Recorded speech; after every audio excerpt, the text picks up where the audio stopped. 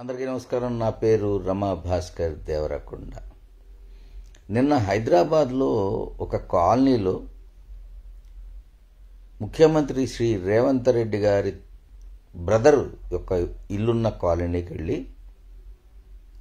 YouTube ఛానళ్ళు, satellite channels వెళ్ళి ముఖ్యమంత్రి గారి బ్రదర్ను పట్టుకొని, నీ ఇల్లు కూడా ఇక్కడ ఉంది కదా, హైడ్రా మీద నువ్వేమంటావు, నీ ఇల్లు కూల్చేస్తారు కదా అంటే, ఆయన ఎంతో సున్నితంగా, నేను ఈ కట్టిన ఇల్లును కొన్నాను, నేను ఇల్లు కట్టలేదు, ఇక్కడ పొరపాటున ఇది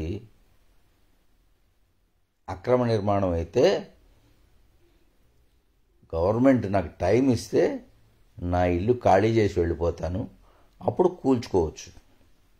లేదా ఎవ్వరికీ టైం ఇవ్వకుండా కూల్చేస్తానంటే నేను నా పని చూసుకుంటానని సున్నితంగా వాళ్ళందరికీ చెప్పేవాడికి వీళ్ళందరూ తెల్లమోహం వేశారు. వీళ్ళందరూ ఏమనుకున్నారంటే, నా ఇల్లు ఎలా కూలుస్తారు, నాకు పర్మిషన్ ఉంది, నా ఇల్లు అక్రమం కాదు అంటాడు అనుకున్నారు.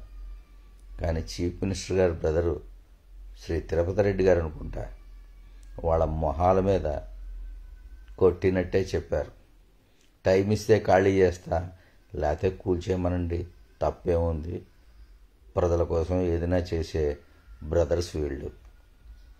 టేక్ కేర్ బ్రదలారా. God bless you all.